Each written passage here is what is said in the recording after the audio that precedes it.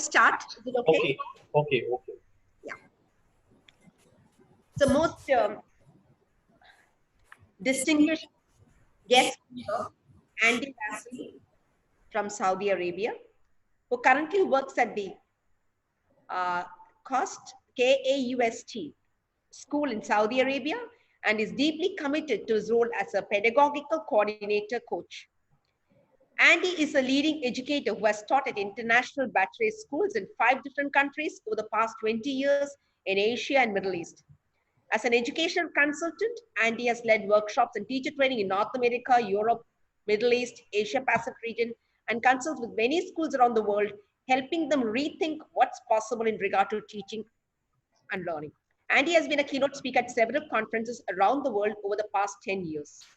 Andy and his wife, Niela Steele, also run several workshops and webinars each year related to mindfulness and well-being with a strong focus on social and emotional learning. About the podcast Striving for Excellence, the Run for Your Life show is devoted to sharing the stories and journey of top performers in the areas of education, health, wellness, art, leadership, and sport. In each episode, he makes it a goal to better understand the fundamental framework and philosophy that drives the work that each of his guests have committed themselves to be chosen the field. Each person that he has on his show has a strong desire and passion to make a difference in the world through their craft and inspired countless people to strive for excellence in their own work. This podcast has been downloaded in over 75 countries around the world by thousands of listeners and has been a passion project of his since 2015. Through carefully structured discussions, his guests and himself explore the strategies, techniques, and approaches that they have used that have allowed them to thrive and flourish within the area that operate on a daily basis. His biggest hope is that each episode provides him with an opportunity to learn specific ways that you can apply the ideas from his podcast, both personally and professionally in one's own life. I at the outside like to say, I just happened to see his email ID in one of the Shape America, and I put it across to him, and I need to tell that without any hesitation, Andy volunteered for our PE teachers. He said, I'm ready to do anything for the teaching PE community. On behalf of these Ministry of Youth Affairs and Sports, Government of India, Khelo India, Sports Authority of India, lectured by National College of Physical Education, our principal, Dr. G. Kishore, and on behalf of everybody present here, a warm welcome to our most distinguished speaker, Andy Vasily. I also welcome Rosa, Dr. Kishore sir, and all the other invited guests and my dear friends to this session. Andy Vasily, for your session, please. Okay, thank you very much. And I want to thank the committee, all of you, for the opportunity. Anytime I get a chance to share my passion for physical education and health, I take advantage of it because it means the world to me. So I'm very grateful for the opportunity, and I hope that all of the teachers listening right now can walk away from this really feeling inspired to create important change, because change is needed in physical education. And about me, you heard a little bit about me, but I've been an international educator for over 20 years now. I've worked in 5 different countries. So I started my teaching journey in Japan. I worked 10 years in Japan, and then I moved to Azerbaijan, and then Cambodia, and then China. And now I live in Saudi Arabia, in the middle of the desert, on lockdown. So I can't leave my compound. But the compound is big and we can do lots of things here, so it's okay. So I've been an international workshop leader. I've worked with several researchers around the world, and I've been lucky enough to do a lot of writing with them. So a lot of what I'm presenting is about how we can create meaningful physical education experiences that are personally relevant to each of our learners. So before getting into that, I want to thank you for your time. during this crazy COVID-19 public health crisis, and during, the world has changed so much in the last 3 months. People are experiencing very high levels of anxiety and stress all around the world. So for you to devote your time right now to being in this professional development speaks volumes about your commitment to the profession. So I really want to commend you, and I want to thank all of you for taking the time and energy to be here. And I want you to know that I take what I do very seriously. So I appreciate that you will listen and just try to apply whatever you can apply in your own teaching practice. So there's 3 goals that I have for this session. The first one is to really challenge you to think differently about what's possible in PE. Okay? Secondly, to show specific ways that learning can be very personalized in physical education. And thirdly, to discuss the role of challenge in helping each student find their own entry point to learning. So challenge is a very important concept that I'm going to unpack today. So when we were waiting, I asked you to all think about this. So I'm going to even the panel. I want you to really think about your answers here as well. But one of the big things I want you to think about is, how did physical activity, sport, movement impact your life and shape who you are as a person? How did it define you? And to describe the impact that physical activity and sport has had on your life. So I'm just going to take 1 minute of silence. Even if you don't write down, that's fine. But I want you to truly think about how physical activity and sport has changed your life. So I'm setting my timer for 1 minute. There we go.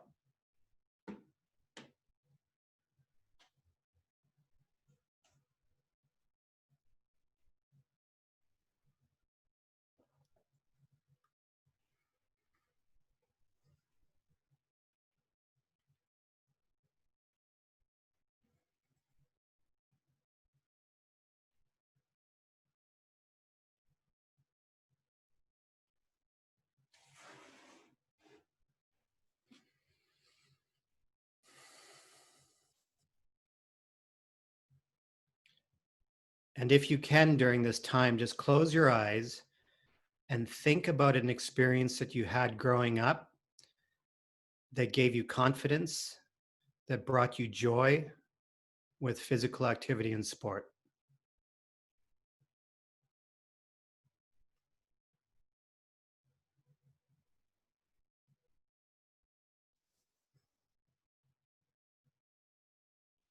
Think about the sounds around you, what you were hearing when you were engaged in physical activity or sport, the sounds of laughter, the sounds of competition, the feelings of confidence and pride, all of those wonderful things.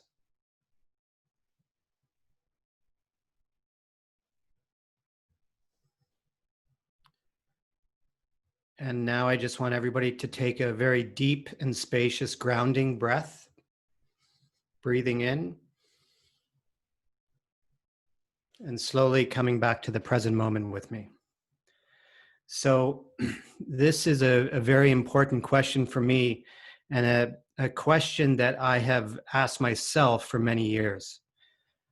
So I want to share a little bit about myself so you can understand why this is so important.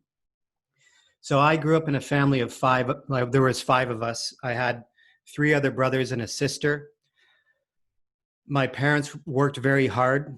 We did not have a lot of money growing up. My brothers loved music, and they played music every day. My sister was a track and field athlete.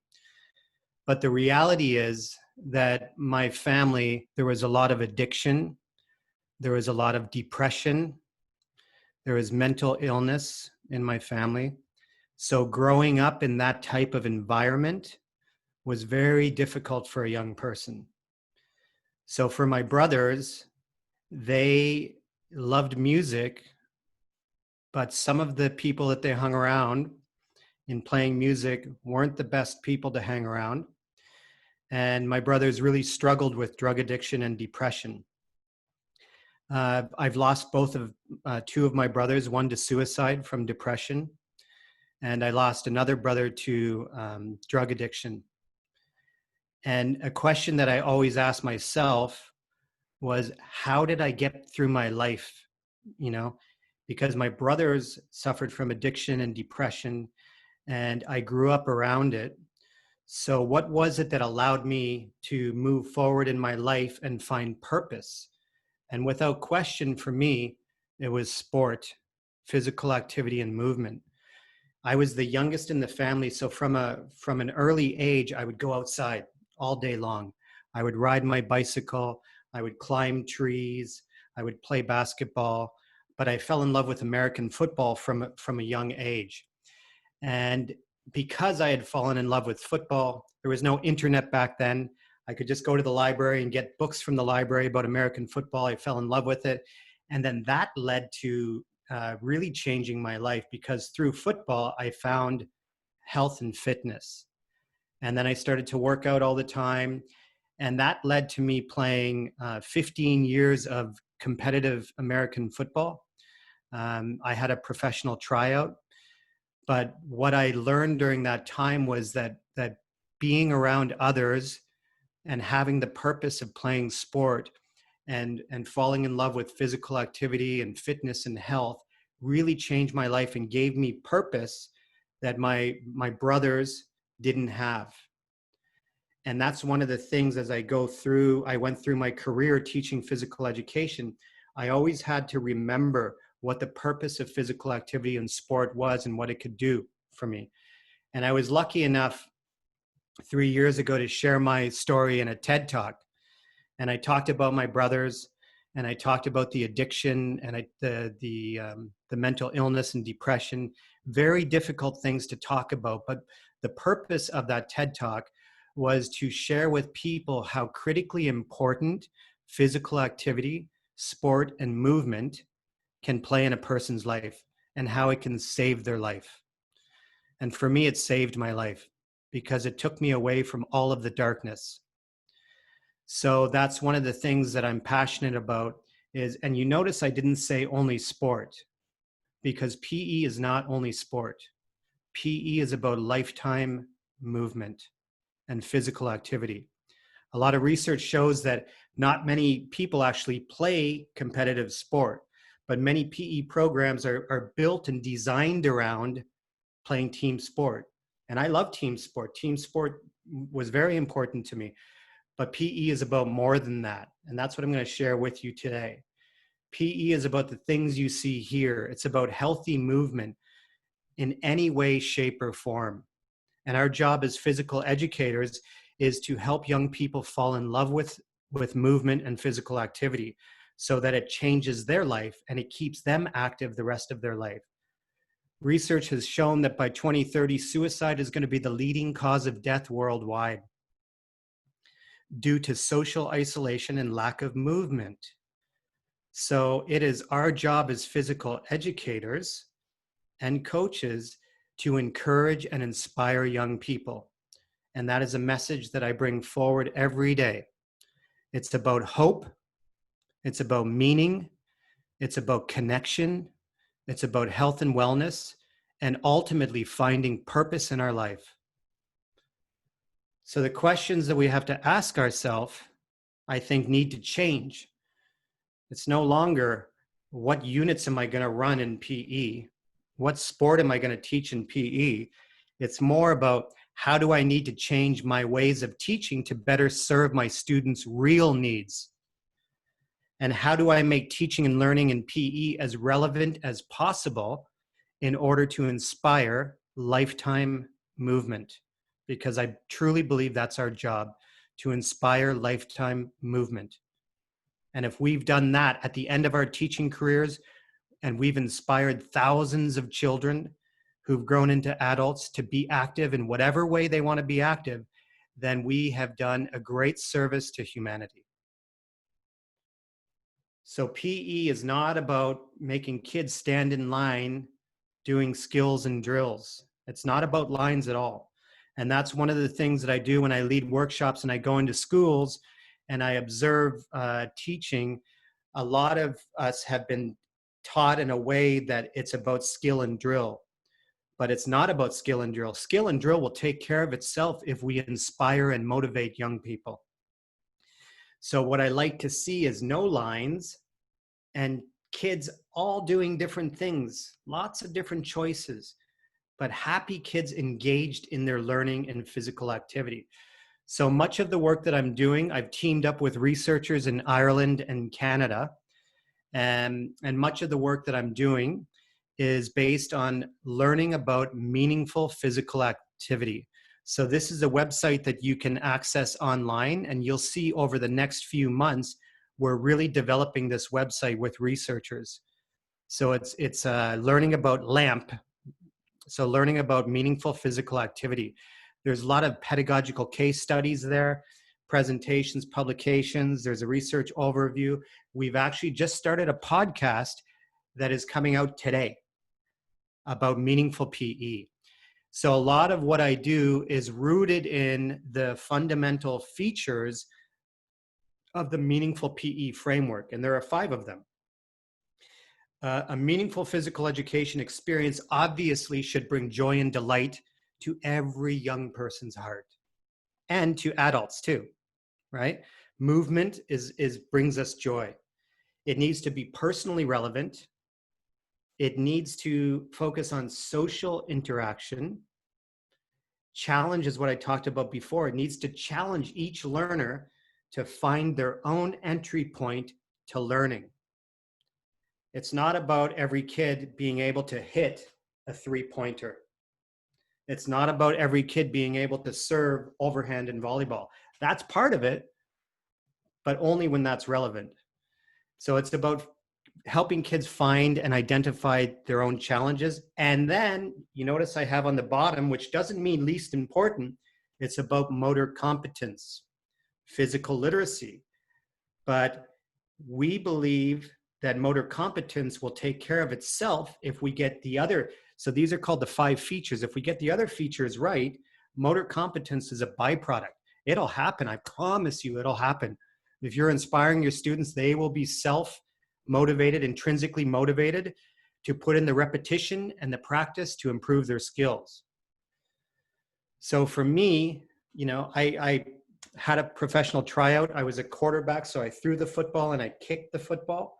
I taught those skills myself from years and years of passionate practice and being inspired. I didn't learn those skills throwing a football and kicking a football from my PE teacher. I was motivated and inspired. So that's why I believe it's so critically important to motivate every one of our learners. So the phrase that I use when I work with schools and teachers is finding the just right challenge for our students, okay? So when we find the just right challenge for our students, it maximizes student engagement because every kid is engaged. There are less behavior problems. It leads to students being more intrinsically motivated. And it truly, I have seen this for the last 5 years in particular, it truly helps students to achieve rapid growth in regards to their motor competence because they're self-motivated. They're intrinsically motivated. So yes, the challenge piece is what I'm going to talk about. And the way I start every single unit and I train teachers is to start the unit with a driving question. It's that big open-ended question that it's not a yes or no. There's no yes or no. It's very open-ended. And I call it a driving question. So that's what I refer to it all the time. So you start the unit with a driving question. That never changes. It doesn't matter what unit, there's always a driving question. So now what I'm going to show you, now before I go into this, I want to emphasize, I'm looking at the screen right now, and there are 515 teachers in this session. And every one of you, all 515 of you, have a different context for teaching and learning. Can everybody still hear me? Usha, can you hear me? Thumbs up, you can still hear me? Okay, so all of you have a very different context for teaching and learning. So what I'm going to show you today is based on our own context here in Saudi Arabia. But as I'm going through this, you have to think about your own context. So I'm going to talk about skateboarding and I'm going to talk about cycling, but I know many of you can't do that in your PE program. So I'm not telling you you have to do it. I'm just showing you a fundamental framework for how I deliver learning and how I train teachers to deliver learning. So this is what you're going to see as a cycling unit, a grade 5 cycling unit. So driving question. So you imagine we have our 25 kids show up on their bicycles on the basketball court outside the school. And I have a whiteboard, and on the whiteboard is a poster with that question. So just read the question.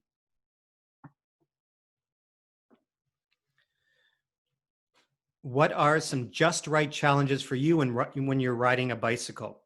So you can imagine there was nothing else on there. It was only the question. So then the first class, we said we're on the basketball court. We got a grass pitch. We got little kind of rocky ground. We've got like kind of sand areas.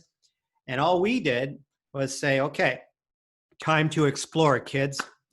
Ride your bikes, time to explore, show us your hand signals. So then we have all the kids go off on their bikes and we're observing and taking notes on their ability to ride a bike. And we had some very basic beginners on bikes, because in Saudi Arabia, especially Saudi girls, they don't ride bicycles. So they had just literally started to learn how to ride a bike. So now how are we going to differentiate to meet the needs of all students? I could make every kid line up on their bicycle and then show me hand signals. But that's going to take 30 minutes and kids are going to be waiting in line for 12 to 15 minutes. So we're not doing that. So we allowed for an exploration. And then at the end of class, I just asked the kids, what did you find most difficult, challenging for you? And then the next class they came back, I then wrote their answers on there. So this is what they had most difficulty with: to practice changing speeds, riding slow, fast, slow; to balance and position myself, keeping my focus, riding in narrow places, practicing my hand signals when riding, okay, controlling my speed when going downhill. Now, the one thing we introduce is the 3-dot strategy for assessment, which works great. It's so quick, it's so efficient. It's a green dot, a yellow dot, a red dot. It's one of the best assessment strategies that I've created in PE. So now using green, yellow, red dots, it's quick live time assessments, okay? So now as the kids are exploring on their bike, they go over and they write their name on a dot and then they put it on the challenge. So we wanted them to try out all the different challenges. So you see, green means, all right, I'm a master, I can do it. I'm very good at this. Yellow means I'm kind of okay. Red means not at all. So when you look at this class, we had 3 kids in grade 5 that were red for practicing their hand signals when riding, practicing steering, because we realized that they were scared to take one hand off the handlebar to do a road signal. They couldn't do it.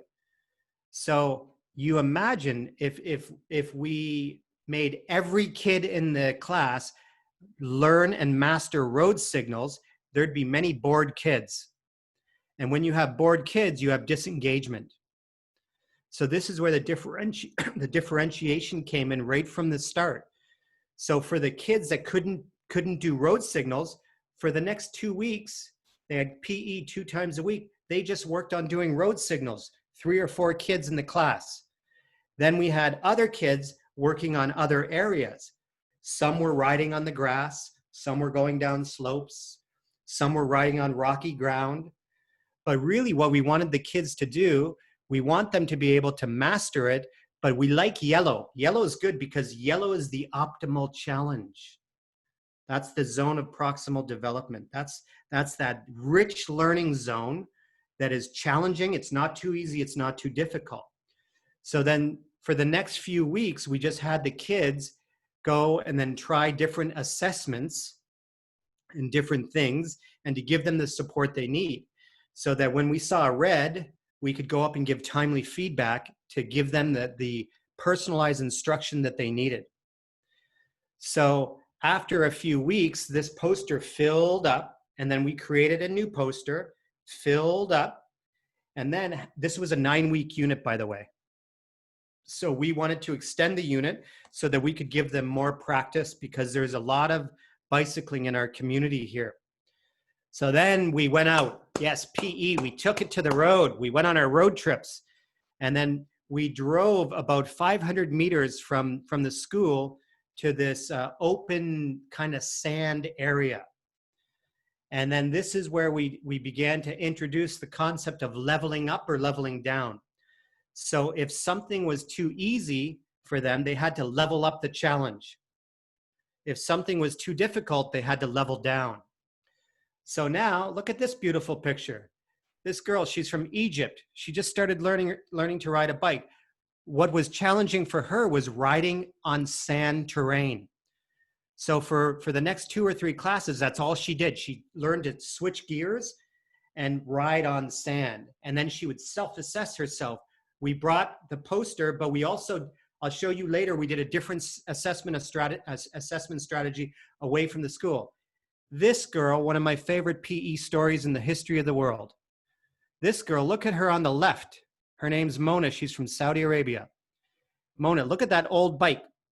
So she, at the 3rd week of the unit, she built up the courage to ride down a small hill. And then she realized, wow, I'm getting good at this. And then she started to challenge herself more, level up, level up, level up. Then she goes home and she says, Dad, I need a new bike. My bike only has 3 gears. I need a bike with more gears. So her dad buys her a new bike halfway through the unit. And then she comes and she's so proud. And then she starts doing little jumps. And then she joined the cycling club after school. And then she started to do more riding. And now she rides all the time in the community. And she could barely ride a bicycle at the start of the unit. I didn't teach her how to ride a bike. She was intrinsically motivated.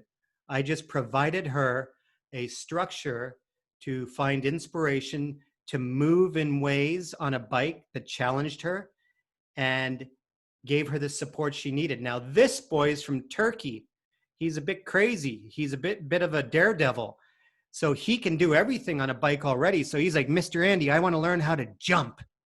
I want to jump, and I want to, as he said, I want to catch air. So we brought a shovel out for him so that he could build a ramp so that he could jump. And the parents knew about this, and they gave permission, by the way. Okay.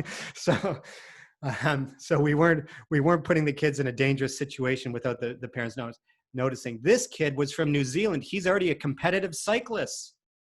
What am I going to teach him to make him better? I just have to open the doors of possibility for him.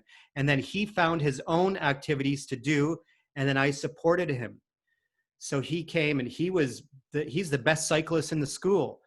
So if I made him do road signals, boo, he would be so bored. And this is what happens in PE a lot of times. We teach fundamental skills in a way where some kids can already do it, but they still have to wait in line, and they still have to be assessed doing all of these different skills. What I'm suggesting is that we don't have to do that. We allow those kids to find their own entry point to learning. So that's how the cycling unit went, okay? We taught the kids, I hope this works. Okay.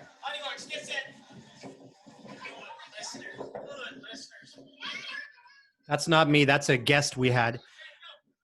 We taught the kids how to do small-sided, small course racing. So they can't go fast enough that it's dangerous. Amazing motor competence practice. They chose to do this. They weren't required to do it. Okay, then we taught them off-roading so that they could learn to cycle and then kind of push their bike and climb hills. And this was the best because this was really scary for some kids. Again, this is their choice. We weren't forcing them to do this. We weren't assessing that every kid has to ride down the hill on the bike. Not at all. Just the kids that want to. This girl at the beginning of the unit could not ride down a hill at all. Look at her now. Brave girl. The next boy, same thing, had a lot of difficulty. So they were taking a risk. You can see him looking at the hill. This is the just right challenge for him. Takes him a minute. Take a deep breath. Okay, you can do it. And then he does it. Now the next girl, who I think she's from Bangladesh maybe. Look what she does. Watch me. She's so proud. And then I don't realize, oh my God, what's she going to do? Oh no, look at her. Now she's going to try to get up the other side. Great. So these are all skills that they developed on their own. And then after school, this play started to be used all the time because the kids were really excited and motivated. This was just simple riding down rocky slopes. This was challenging for them. For some kids, this would be really, really easy. But for them, it was their just right challenge.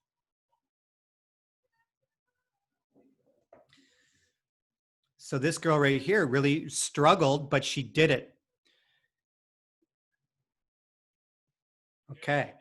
So now what we do is the green, yellow, red dot strategy. When we leave the school, it won't work because I tried bringing the poster, but there's nothing to put the poster to. So I took green cards, yellow cards, red cards, and then the kids would say what they were working on, and then they would go do it. So remember the girl from Egypt who was riding on the sand? You can see her in the pink helmet there. What color is she? She's green. So she has now mastered that. So now she's going to level up next class. So they all do their card strategy and they show the number out of 10. So 10 means impossible for them. 1 means easy peasy lemon squeezy. So then they show the number. I get a photo of it. Then at the beginning of next class, I just show them the photo and say, remember what you were working on? Remember how you self-assessed yourself? What do you need to do now? If you were a green, you need to level up. If you were a yellow, stay where you are. If you're a red, stay where you are. We had no reds there, but we had a lot of yellows and we like yellow. We like yellow. Okay, so we're gonna pause right now. I've just thrown a lot at you. And I want you to think about what has resonated the most with you so far. What idea have I presented that has you really thinking? So just think about that for 1 minute. And if you want, you can start putting it in the chat box.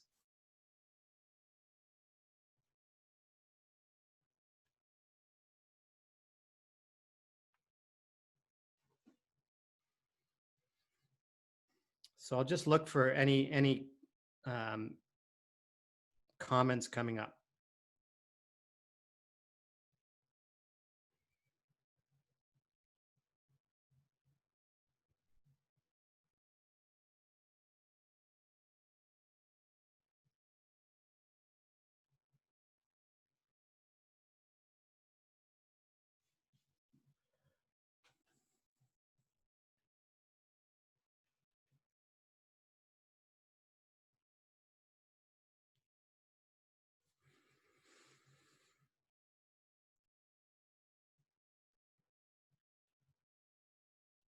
So again, I know I'm not implying that you have to teach your kids cycling, but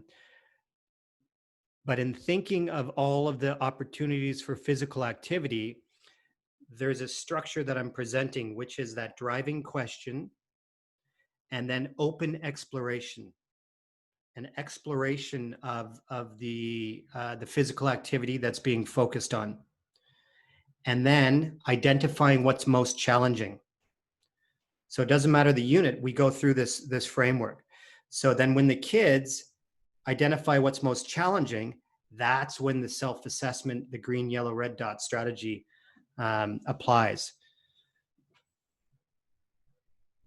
Okay, so I'm not seeing any comments, which is absolutely fine. I just want you thinking about it. So I'm gonna switch over to skateboarding now.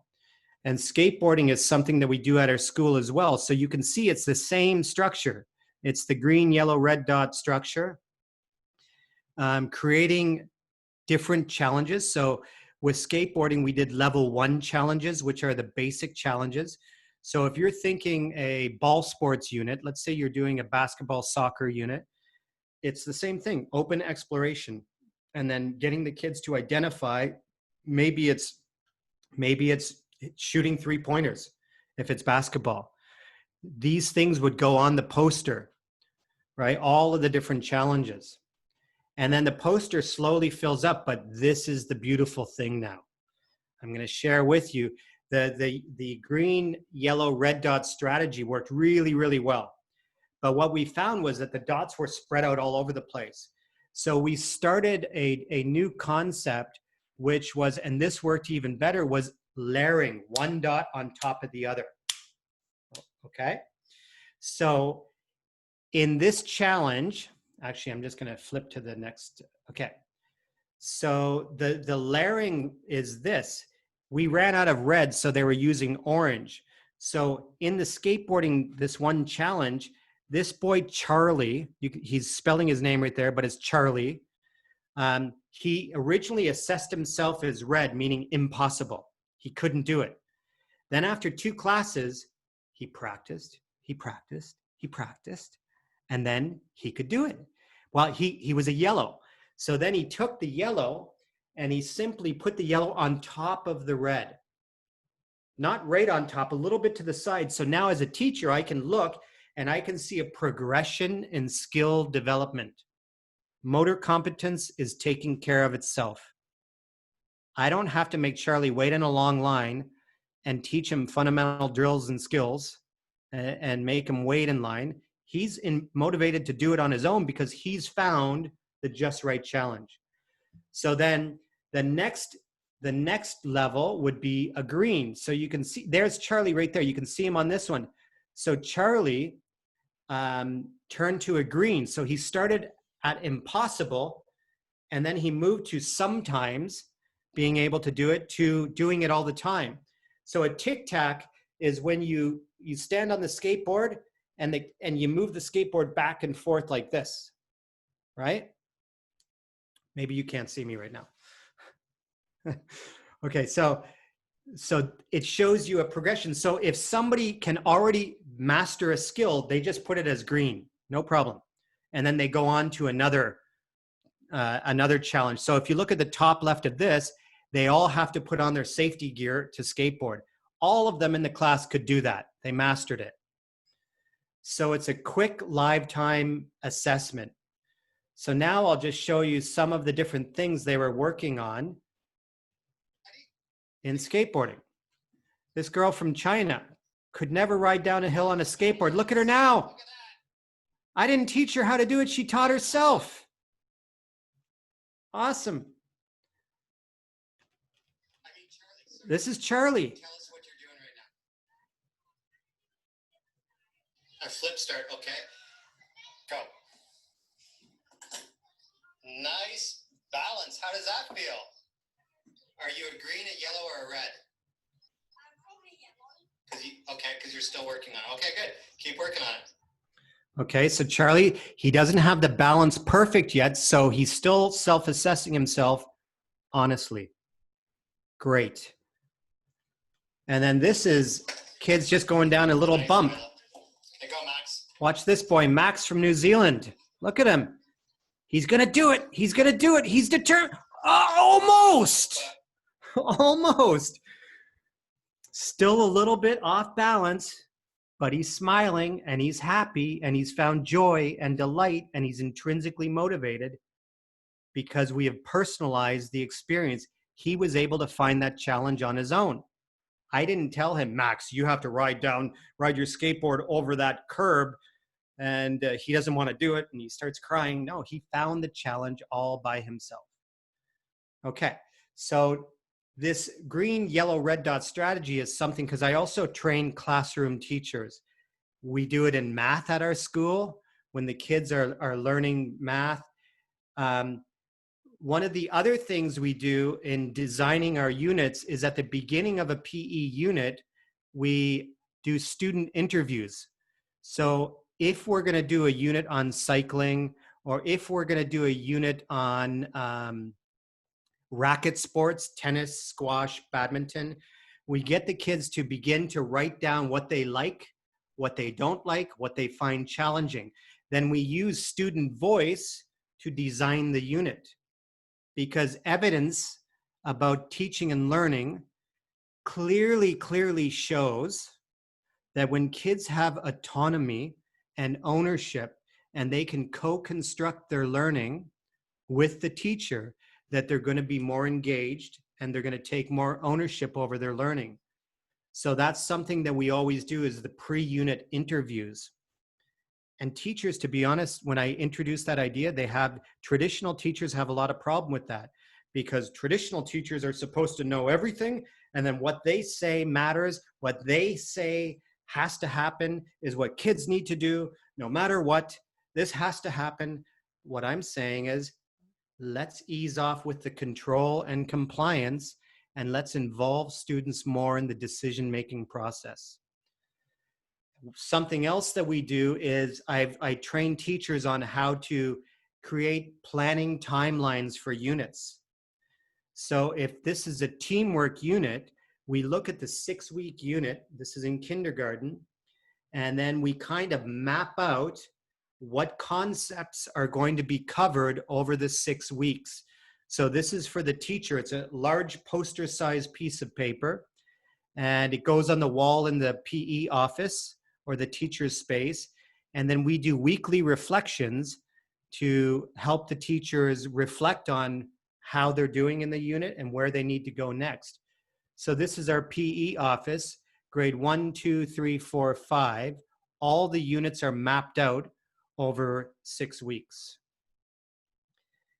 So we also use the green, yellow, red in music. I know this is about PE, but I'm still trying to show you that good pedagogical teaching practice transcends PE. It could be applied in any subject area. So in music class, I train teachers on how to use the challenge. We call it the challenge scale. Red meaning impossible, green meaning super easy, yellow meaning just right. So this girl is practicing her piano, and then you'll see how she self-assesses herself.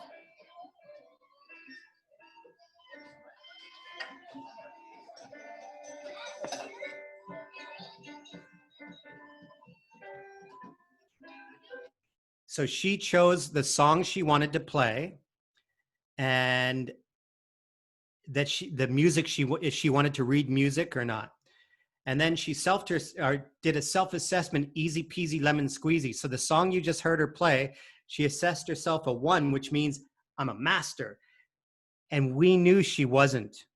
We knew she was okay. So then we can step in and say, you know what?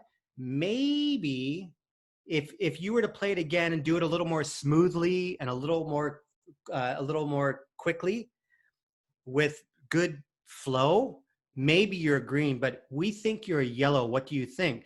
So it's a beautiful chance for teachers to negotiate with students. Sometimes students will say, yeah, I can do it. I can do it. I can do it. What do I do next?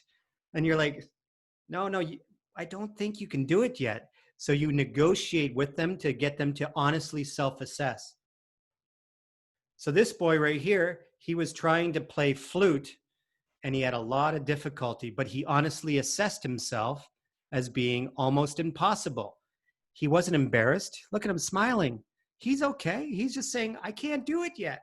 So now he has to level down. Okay?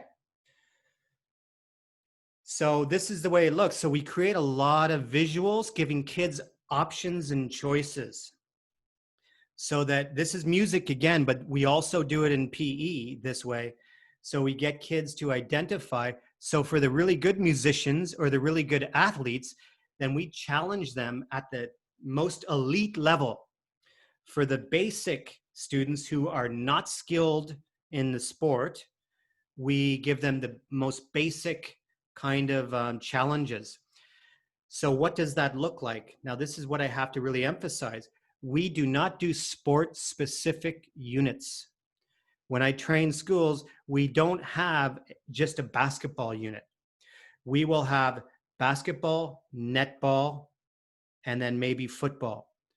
And then we introduce those sports. We allow for an exploration of those sports for 2 or 3 weeks. And then we get the kids in the class. If it's a class of 25, we might get 11 kids who want to do basketball. We might get 7 kids who want to do netball. And then we might get another 9 kids who want to do soccer, football. So, and that's how we make it personally relevant to them, by giving them choices. So I'm going to do a little bit of a review, and then I'm going to take, can you still hear me? Thumbs up if you can hear me. Yeah, thumbs up. Okay, good, thanks. So I'm going to do a little bit of a review now, going over the framework again, okay? So the framework, it begins with a driving question, which is usually related to what do you find most challenging in this unit, or what do you find most challenging with playing basketball and football? And then you record their answers and create a visual. Then there is a general exploration of skills. At this point, we're still not teaching any skills. The kids are just exploring the skills in order to identify what's challenging and to begin the self-assessment process. That leads to kids, learners, co-constructing what is most challenging for them. So I once worked with a school. I did some consulting work with a school in Kuwait, and they really wanted to do a basketball unit. And I was like, okay, well, you can do the basketball unit. And then I observed them. I was there for a week, and they made every kid play in a basketball game. So there was something like 30 kids in class. Of the 30 kids, there were less than 10 that actually had the skills to be able to play a proper basketball game. But they were making all the kids play basketball. So it was impossible for the 20 out of the 30 kids to properly play basketball. So by differentiating, we were able to create stations for the most basic students, just dribbling, basic dribbling. And that's all they did for the 6-week unit, just dribbling and passing. And then for the next group of students, very modified basketball games. But then for the 10 students in a class who were good, that could run up and down and dribble and pass and shoot, they could play a basketball game. But by the end of the unit, not all kids actually played in a basketball game because it wasn't relevant to them and they didn't have the skills to do so. So this is what I mean by co-constructing what is most challenging for them. The idea of creating a visual with the challenges on them is really important, and then using the red, yellow, green dot strategy with their name on it so you can see where the kids are at. And then after, I showed you the cycling unit where they filled up the poster with red, yellow, green dots, and then we returned back to open exploration and fun the rest of the unit. So it's not just do whatever you want. It's very structured. But it always ends, the unit always ends off with the open exploration of them just exploring their skills again and beginning to do reflections on what they feel they improved on the most in the unit. So those are the big ideas. And if I go back to the start, I want to go back to my TED Talk where I explained that for me, what saved my life and gave me purpose was that I fell in love with physical activity and movement, in particular, football, fitness, health, cycling. And those things gave me a purpose. And having that purpose allowed me to move myself away from the drugs and the addiction and the depression and mental illness that my family was going through. So this is the philosophy that I bring into everything that I do in teaching and learning, is that we have to make it relevant. We have to help every one of our learners find joy and delight through physical activity and sport. And the last story that I want to share with you, I worked very closely with a researcher from the University of Kentucky in United States. And what he found through his research was that something like less than 15% of kids, once they graduated from high school, played competitive team sport. What he found through his research of doing thousands of questionnaires people had handed in was that the way that people were most physically active, something like 60 to 70% of people who were most active were active through gardening, doing yard work, planting, working in the garden, right? So that they were working in the garden, and that's the way they loved being outdoors and being physically active. So then this researcher, based on that data, introduced gardening in PE to a lot of elementary schools because it's physical work. And then kids started to fall in love with gardening, and they wanted to do gardening when they got home on weekends and after school. So it takes a very open mind to think about what's possible. So for the 540 of you in this session, I know that your teaching context is different. I know that many of you have very limited budgets in your schools. I know that you can't do cycling, you can't do skateboarding. And what I showed you today, you only wish that you might be able to do.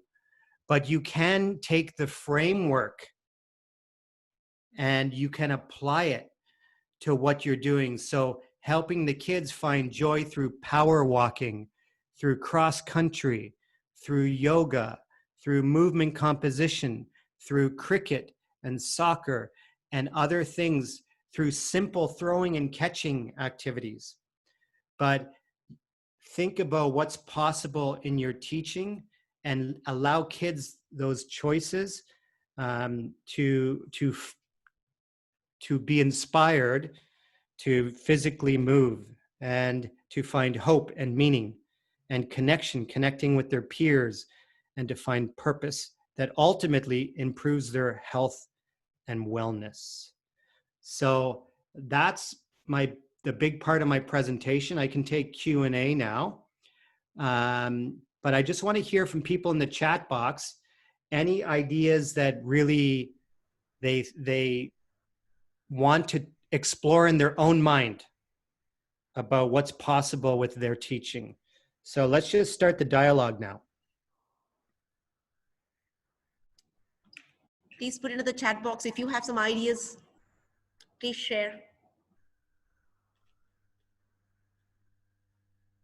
Okay, so I'm seeing posters and dots. Posters and dots, great.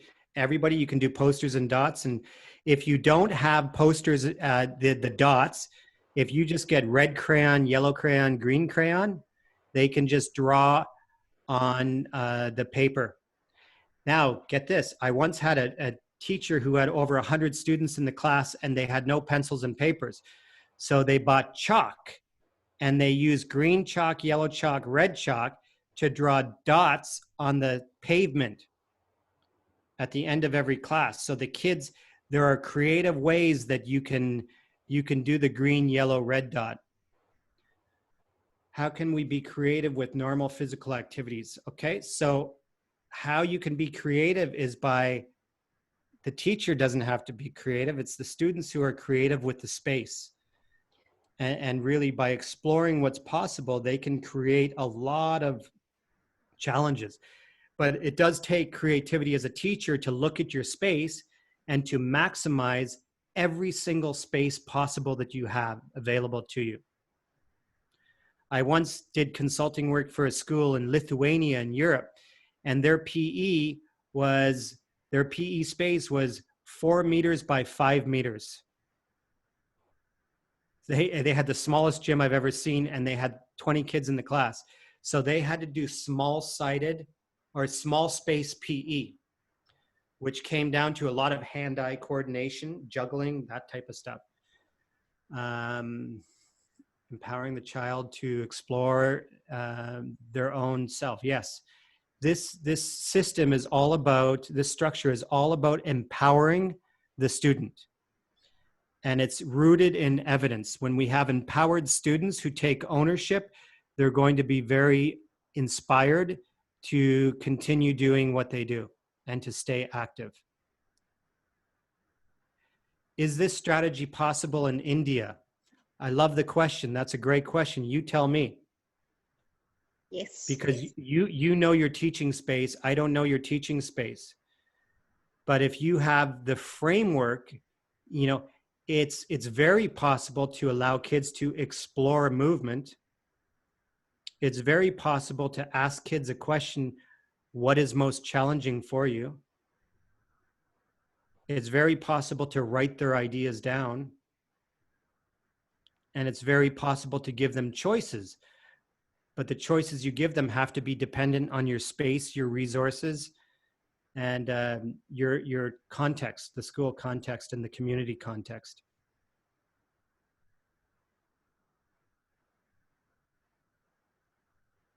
So I'm still looking at it.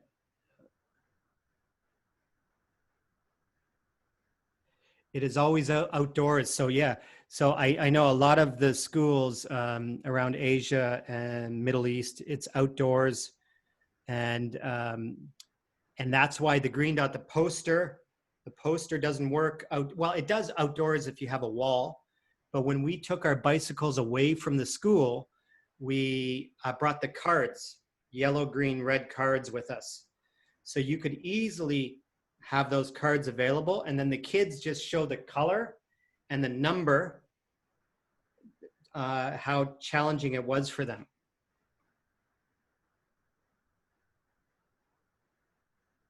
So children, it's difficult to teach a specific game. It can be very difficult. That's why we differentiate and we personalize learning so that there's lots of different things going on rather than just one whole game for the class. Yes, in the classroom, posters can be put up.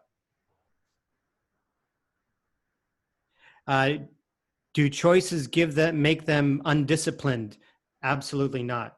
You're actually, I think it's the ultimate sign of respect, and you're honoring the kids and where they're at. However, it's not just choices, do whatever you want. As a teacher, there are constraints. We know it was a cycling unit. So the choices that they made had to fit into that. So again, the choices need to be respectful of themselves and others, and has to allow them to find their just right challenge. Gifted children, it's the best way for gifted children. We had an autistic boy in movement composition who was all he wanted to do. He loved jumping on a little trampoline. And so he was able to create some fun activities on the trampoline. It can be challenging, but I think that there are ways that you can definitely personalize for gifted children. Great. What if in a class 25 students, 4 different games? Woohoo! That's great. That's great. Congratulations. That's awesome. Because the 4 different games you have co-constructed with the students as options that they can explore.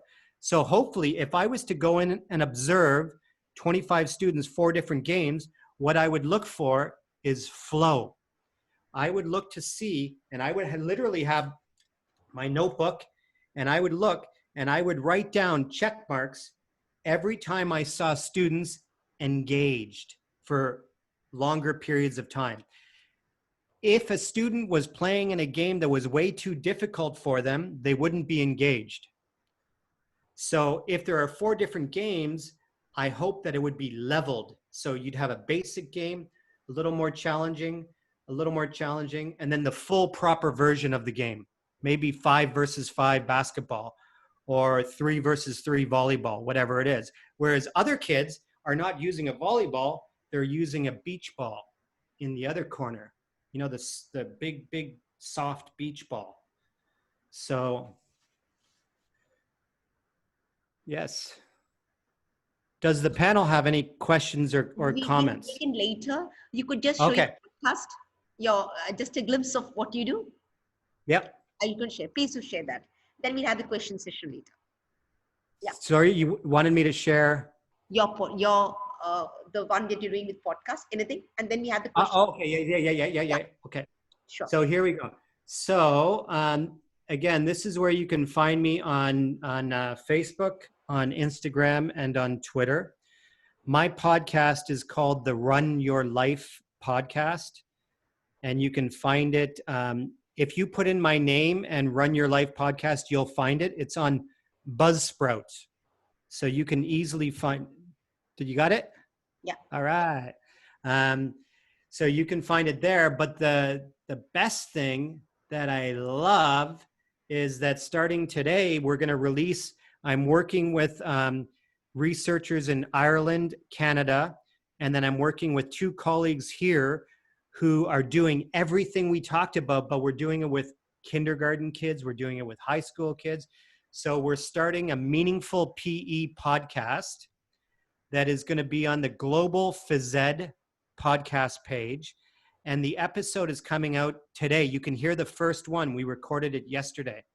So I hope all of you, please, all of you, all 512 of you, please listen to this podcast, because we really want to inspire teachers to look at how they can apply this in their own teaching.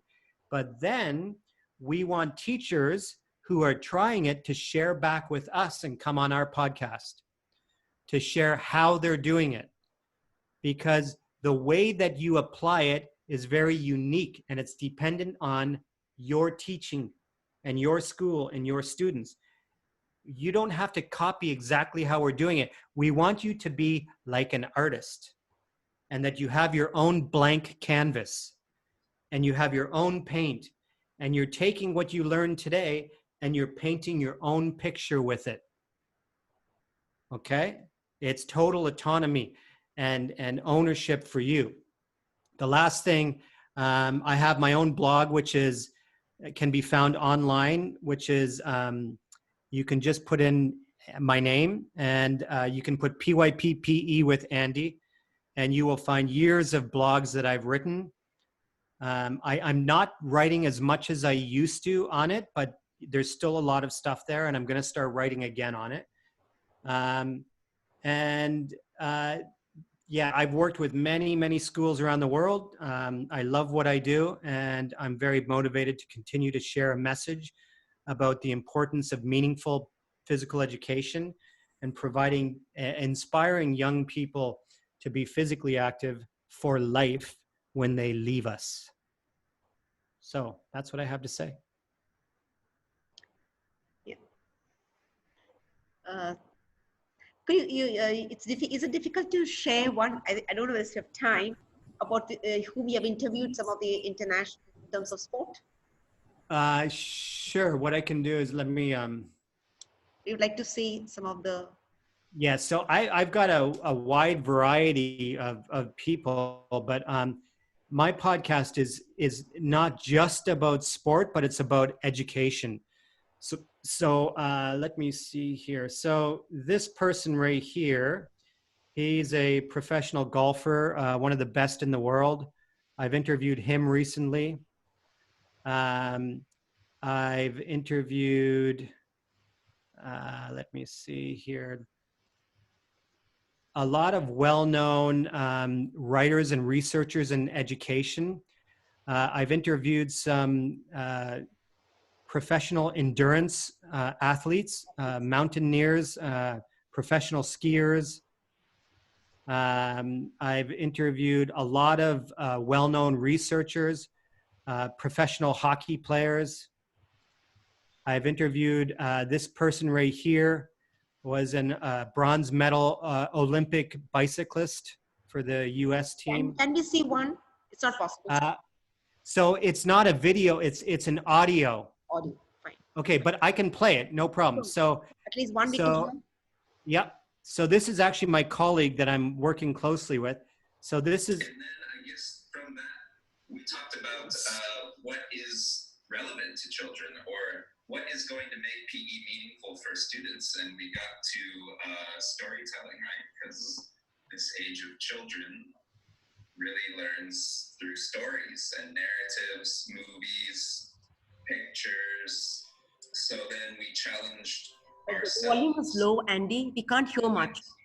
Sorry? Andy, we can't hear you. We can't hear it. Oh, you can't. Yeah. Oh, I don't know why then. I'm sorry. Okay, fine. Maybe the audio. But then fine, we'll take up questions. There are a lot of questions. It was Yeah. nice because I wanted to see the podcast. You're all Yeah. very eager. So But people can find it here, no problem. sure. Could you close the, stop the screen sharing and comment so that we'll have okay. questions. Okay. Oh, yeah. Okay. Hang on. Let me stop share. Stop share. Yeah. Okay. It's nice. There we go. Dr. Sanjay, please, the questions. Yeah, thank you, ma'am. It was very wonderful session, Andy. Thank you.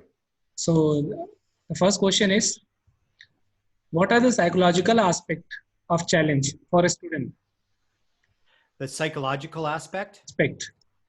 Yeah. So the psychological aspect is deeply rooted in the science of motivation, right? So that the science about of motivation is all about autonomy, relevance, and challenge. So when you can combine those and get those right, then you've created a psychological space that the kids know that that's their optimal zone of learning and development. So if something is too easy or too difficult, it disengages them. So the kind of the science behind it, or the psychology behind it, is all about finding that just right challenge creates just enough psychological tension to keep them alert and focused and engaged. So, and that's very much rooted in the aspect of flow, which is a deeply psychological concept that has been researched over the years by a famous researcher, Mihai Csikszentmihalyi, his name is. And again, it's all about getting kids engaged in their learning. And when we get that right, we've created a psychologically safe space for kids. So the next question is very similar to this one. How can we motivate the differently able student to get into the physical activity? How can we motivate to differently able student to get into the physical activity? So how can we motivate students or disabled students? Differently able student. So again, the key here is that I think by opening it up so that you have that general exploration in finding the just right entry point, it allows every student access to the unit. So when we look at adapted PE and PE for kids who have learning difficulties, it's a great way to allow them an entry point. But as a teacher, we have to, we can sometimes be too controlling in what we do. So we have to be okay with giving up that control and allowing that choice to give every student an access to learning. So I think it's very, very much based in differentiation in that way. Yeah, thank you. Now over to Usha. Initially, you started with a mindfulness. Yes. Could you just brief on that, please? Because you introduced us the mindfulness. Yeah, so we build mindfulness. We build a 1-minute mindful activity into every physical education class. So we start out the class with 3 to 5 or 7 minutes of the kids coming in and working on whatever skill that they want to work on.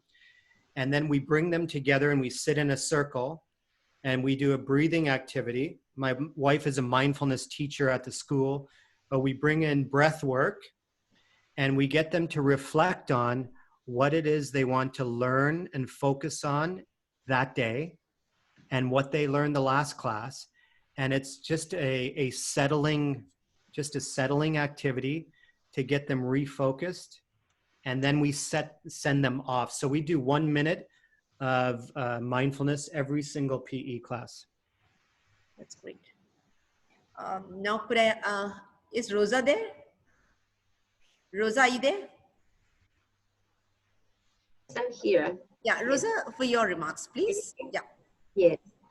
Okay. Basil, thank you very much for this very interesting presentation in which you provided many practical ideas and activities to the PE teacher. And I think this is one area, of course, that our participants are expecting to see and to see how it works in many places. So I think it was very inspiring, very practical, which really makes a change. And I enjoy it, okay? Now, I have a question related with your actual experience in Saudi Arabia, because I understand that it was recent that physical education was it permitted for girls. I mean, it was allowed now, I mean, according to the law, that girls can participate in physical education classes. And I saw some of the activities you were doing, and you mentioned the Saudi girl. So tell us, can you elaborate a little bit more how this experience of opening that to girls to participate in physical activity, how has been that experience? To be honest, it's probably the most rewarding experience of my career. I've been teaching over 20 years, and well, now I'm not teaching, to be honest. I'm a coach for teachers. So I'm on the leadership team, I'm on the administrative team, and I coach teachers. But I try as a PE specialist, my background, I'm in PE quite a bit, observing, and I do mentor teaching. So I go in and I teach some classes as part of the coaching process for teachers. And seeing some of the Saudi girls who weren't allowed to ride a bicycle, and then the fathers really having to understand that their daughters are going to an international school. So these traditional Saudi fathers being very open-minded, saying, it's different, but okay, I'm gonna let my daughter experience it. And then seeing them get on the bicycle or play soccer or play tennis for the first time. There's no more important time than ever to differentiate for them and to teach them how they can find joy and love of movement, which is very different than the athlete who can already play tennis in the class. So doing it this way allowed the girls that were riding bicycles for the first time to start at a very basic level and then to build their own confidence throughout. By the end of the unit, we had some of the Saudi girls going up and down the hills. And the fathers would see me at school. They said, oh my God, what have you done to my daughter? She's riding a bicycle now all the time, and she's riding up and down hills, and she won't stop talking about it at home, and she's driving me crazy now. But the parents end up being very supportive because they see how happy their daughters are. Now, in one case, the best story was that this one Saudi girl who became a very competent bicyclist rode her bike every day to school after that. Then she had the courage to sign up for clubs after school for volleyball, to understand that, hey, I can learn. I learned bicycling. I can learn how to be a volleyball player. And that was a few years ago. So now she's playing on all the sports teams.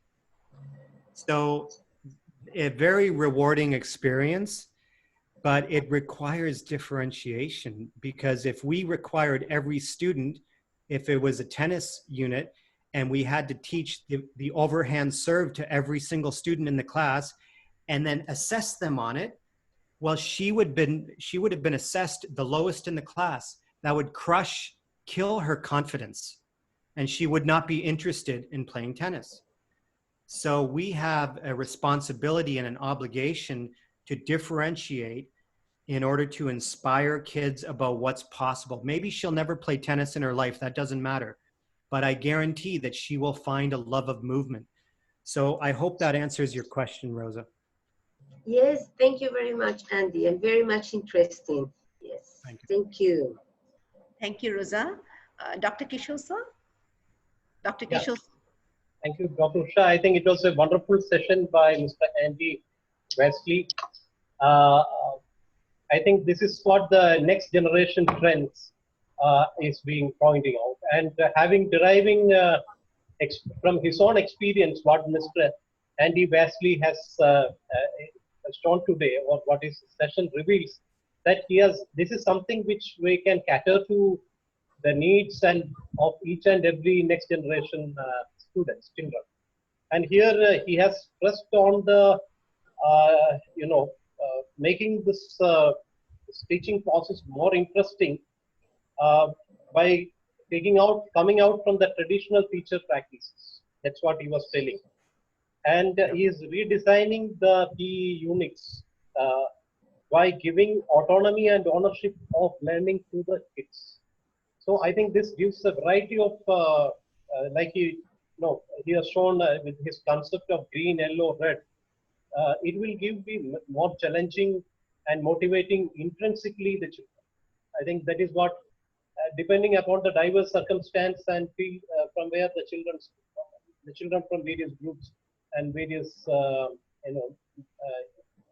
diversity they come. It is something we should give. The learning experience is so diverse, and give options to the children to choose, and autonomy and ownership of learning is given to the children.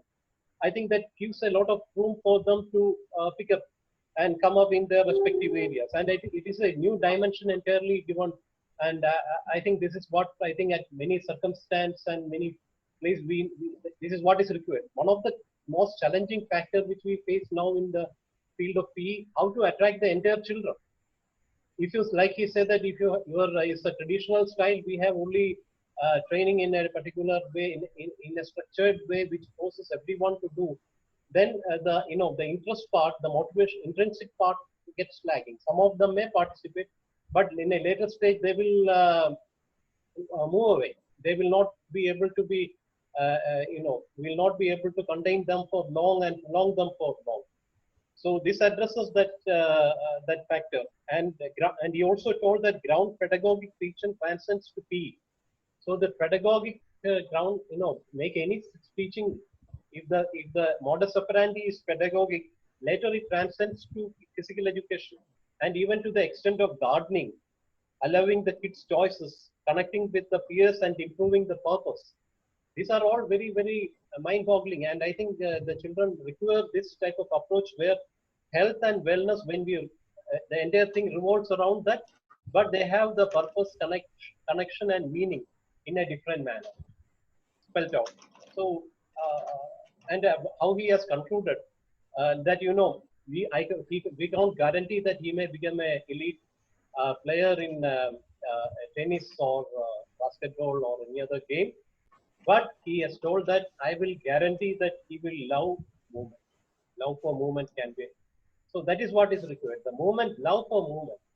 If it is there in the kids, there are a variety of movements, a variety of areas where these movements can be important and we can involve the children. So that makes sense, and that is what is required and the need of the hour at present to meet the diverse circumstance and the multiple needs of the children from various ethnic and groups, various other groups belonging to diverse factors. So this serves to a great extent will address this purpose. So I appreciate the excellent presentation made by Mr. Andy Wesley, and I'm sure that this trend will rather catch up in the coming days to come. Thank you very much. Thank you so much. Thank you, Kishore sir. Andy, I think if you would have had a session in India, you'd be a Pied Piper. Where children would be following you, they'll be after you.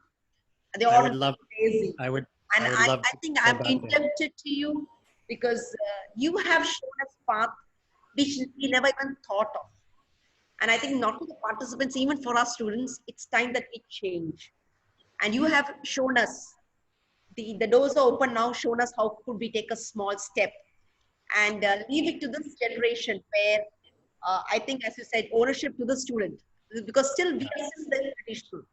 And as you said, if you don't go as per the teacher says, then the student is not accepted. But I'm sure it's something which is. Can I say one thing just about what you said is that I have talked about the importance of change in our field in physical education for a number of reasons. But in saying that we need to change, the thing I want to emphasize is that every single one of us, we still have 432 people in this session.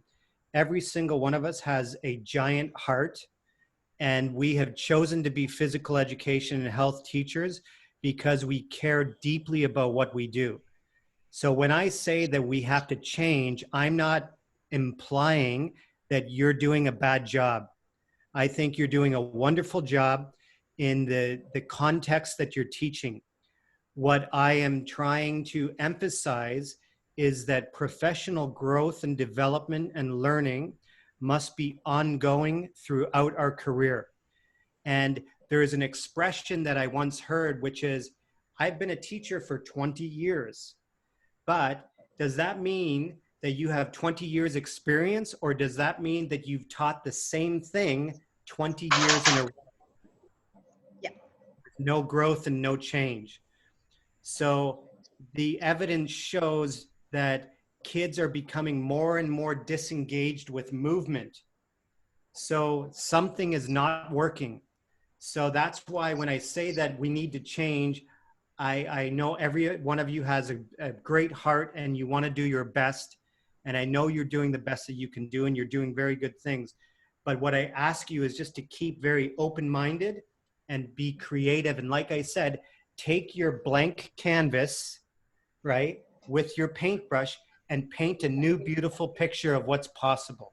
Sure. Oh, and it's been wonderful. Thank you so much, because everybody have taken a brush, they have started painting, but the final picture maybe could be seen in another year's time. So I'm sure it's going to be great. So you have given us this paint, and I mean the brush is still with us. So you have given us a bit of paint. So we're going to take that. And we're going to do it. It's been wonderful. It was like, watching a movie. We didn't want to stop it. But since we have a time constraint, but I'm sure we look forward to your support for this venture, this fee venture. And please be with us, because I'm sure there are a number of participants who have missed this session. So definitely all of them. So they have various questions, and we'll also share the mail IDs with them so that if there's anything, they could get in touch. So on behalf of can I get a picture of the panel? Can you wave to me, panel? Wave to me, panel. Sanjeev, can you bring the panel here? Big wave. Big wave, everybody. Want to take a picture? Just a minute. I'll get it. Okay. Thank you. Can you make the whole panelist? He wants to. I'll take a screenshot and send you. Okay. Just take it. I'm only getting 3. You will get more than. You do know. Okay. Thank you so much. Just a minute. Yeah. Let everybody come in. Yeah. Okay. That's right. Yeah. Okay. Yeah. Okay. So yeah, thank you very much. And I hope to see you maybe one day in person someplace. Okay. Yeah. So okay. Namaste. Thank you. I'd like to thank you. Did you click the picture? Yeah, I took a picture. I got it. It's fine. Thank so you. on behalf of the Ministry of Youth Affairs and Sports, Government of India, Hello India, Lakshmi Bai National College of Education, you see the Jhansi of Queen of Rani. Yes, I'm going to get one more picture. Yeah. Yeah. And our principal, Dr. G. Kishore, and all the members, we have Rosa and the entire invited guests and participants. A big thank you and a salute you, or a standing ovation. Thank you so much. Because you made me do push-ups at the beginning of the class. You made me do 10 jumping jacks. So thank you so much. Okay, and, thank you. To each one, to Rosa, Joseph, and all the participants, thank you and namaste. Okay, namaste. Thank you. Nice Thank you very much. Thank you. Bye-bye. Bye. Thank you, Mr. Angie. Thank you. Thank you.